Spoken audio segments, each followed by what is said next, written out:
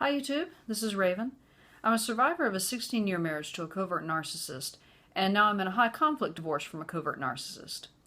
And a couple weeks ago, I did a video called Narcissists Are Ridiculous Part 1, and I said I would do a Part 2.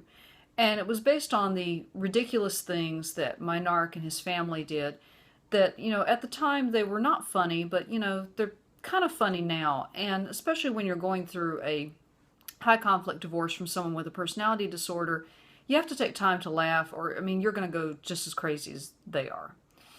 And in my last video, I talked about the $3,000 oil change, my drunk mother-in-law putting what I called egg cement all over my kitchen, teaching my children about the pull-out method, when she's drunk, spreading the marijuana all over the backyard that turned out to be catnip. And, that was my in-laws. They were ridiculous. They still are. And, they're super religious. And, by that, they're practicing, but I'm not so sure that they actually believe everything that they say they do. Because religion for them is more of a status symbol. Anytime they move to a new place, because my father-in-law gets fired all the time, and they move to a new city, and they'll join the most prestigious church they can, whether it's First Presbyterian, First Methodist, First Baptist, whatever. Whatever's going to give them the most notoriety. And the golden child, my narc's brother, committed a horrible sin that I think they still have not recovered from. And what he did was, this good Southern Baptist boy married a Jew. Oh yeah. And for them, it was very embarrassing, because now they had to explain to the people in their church how their son had strayed and he had married outside the faith. But also that they were very worried that any grandkids that came out of this relationship were heading straight to hell because their mom was Jewish. Well, what had happened was, of course, they did have children. They had two beautiful little daughters. And when the oldest was almost 1 year old, they had a naming ceremony, and it's basically a kind of an informal ceremony that you have in the home. Both sets of grandparents come, and they make speeches about the baby. You have food. They pass around the challah, which is like a braided bread, and some manischewitz, it's wine, and they reveal what the child's Hebrew name is. And my narc in-laws had agreed to do this reluctantly. And I think that made my Jewish sister-in-law finally feel like she had been accepted, because she was like me. She'd been doing everything she could to these narcs to try and win them over, and nothing was ever good enough. And, well, at the last minute, they changed their minds. They said, "We have to take a stand for Jesus. We can't do this. We can't be involved in this. We have to take a stand for Jesus, for our faith." Well, this really upset my Jewish sister-in-law. She went in the room and cried. And, this wasn't the first time they kind of put her on the spot. There was a time when, they always made her participate in Christmas. Now, she never made them participate in Hanukkah, but, by God, she better be there every Christmas morning and celebrate Christmas with them. And there was one Christmas morning that my mother-in-law made lox and bagels. Basically, it's these bagels and these little fish things, And my Jewish sister-in-law comes downstairs, and she's like, "What is this?" And my mother-in-law says, "It's a Jewish breakfast." Well, my Jewish sister-in-law was like, "Where's the bacon? Where's the pancakes? What do you mean this is breakfast?" And, it was really, I think, more to signal her out than to actually do something nice. But, my mother-in-law got offended at that point, like, "Oh, you don't like what I did for you. I bent over backwards to try and make you feel welcome in my home, and this is how you repay me." Well, anyway, so we get to the naming ceremony, and, they say they're not going to participate in this. And, of course, they had brought the unholy trinity, and I call them the unholy trinity. It was my father-in-law, my mother-in-law, and their daughter. And wherever these two went, the daughter had to go too. And whatever their opinion is, her opinion is too. So I call them the unholy trinity. Well, the unholy trinity is sitting on the couch like this the entire time. The entire ceremony. They look like the church lady from Saturday Night Live. And, it gets to the point in the ceremony now where they're passing around the challah, the bread, and each person's taking a little bit of the bread, a little bit of the manischewitz, mazel tov, shalom. And the bread gets to them, and they act like it's a snake. I mean, they sneak back and they try to get away from this piece of bread, because it's obviously from Satan.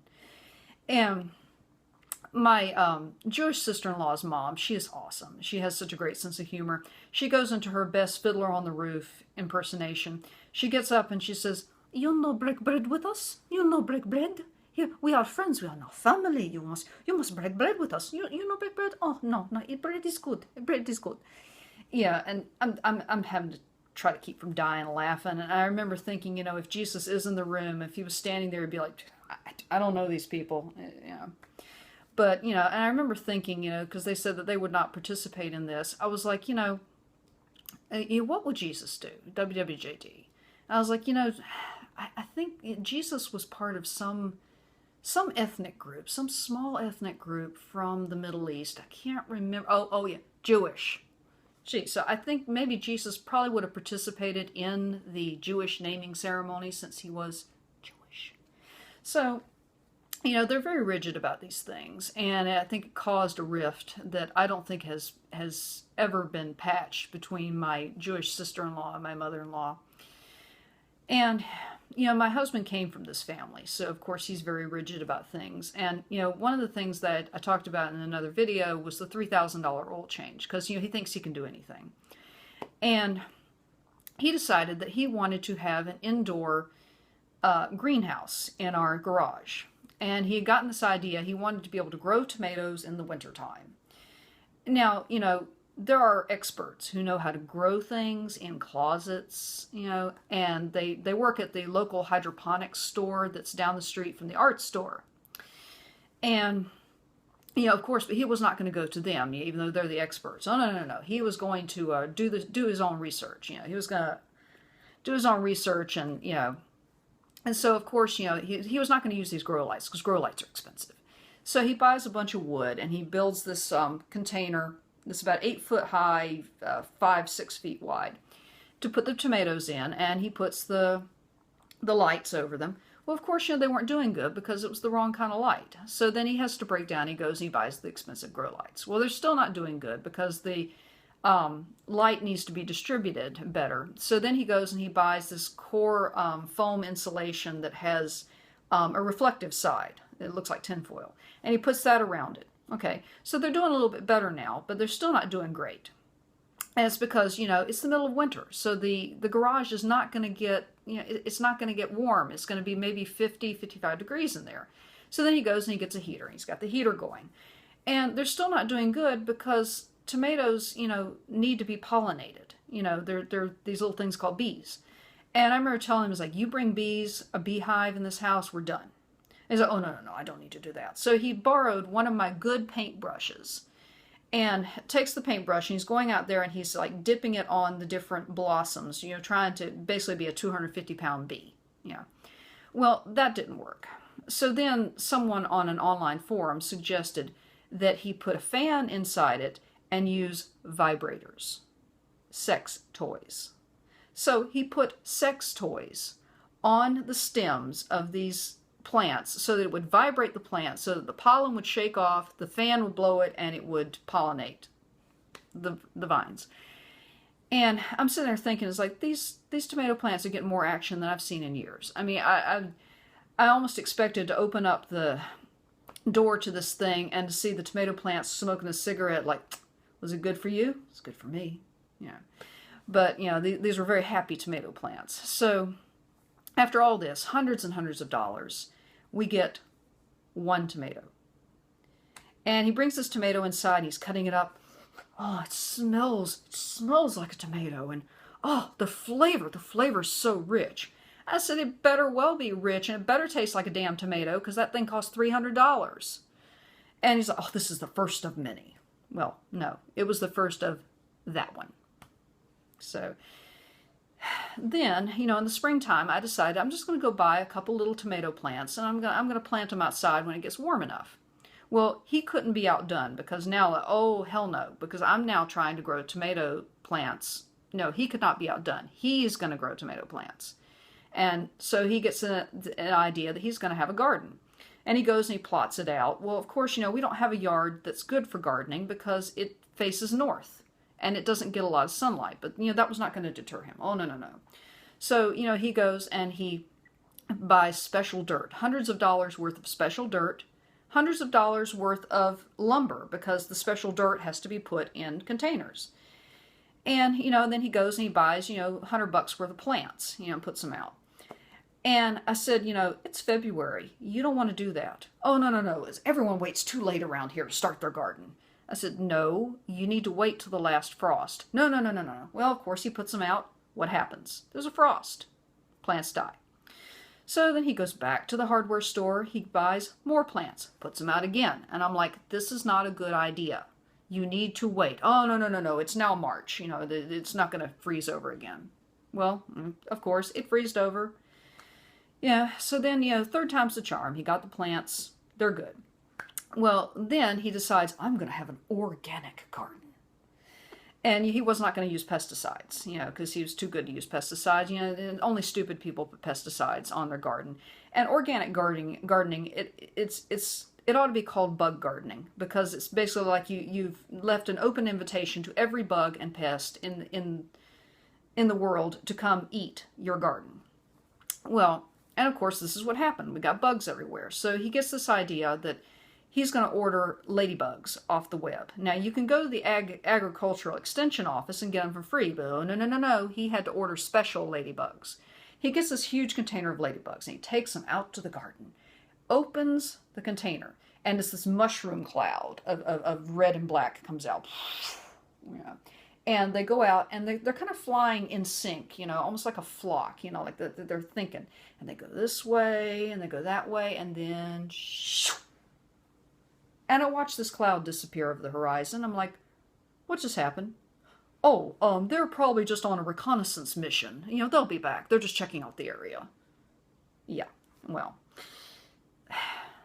I'm in the Army, and when you do recon, you don't send the entire force over the hill. You send a couple guys you can afford to lose. They're called scouts. So anyways, a few of the ladybugs did come back, but not enough to keep the bugs at bay. So he decided he needed to have something a little stronger. So he ordered 700 praying mantises, these creepy little green bugs that, do this. They remind me of like Dracula, like vampires or something. I hate them. And I told him, I was like, one of them ends up in this house. We're done. Of course, none of them ended up in the house. But he released them into the garden. And the thing about praying mantises, they don't discriminate between the good bugs and the bad bugs. So guess which bugs they ate first? Yeah, the ladybugs we'd paid for. So, and then after they'd munched down on the ladybugs, they were kind of done and they left. So now we have a garden full of bugs. And I told him, we've got to do something about this. Maybe we should put pesticides on. Oh, no, no, I'm not going to do pesticides. Well, then he secretly goes and puts pesticides on the garden anyways, and the bugs are gone. I'm like, oh, what happened? Oh, I used 7 dust. I said, isn't that pesticides? Oh, no, no, no, no, no, that's not pesticides. This is better living through chemistry.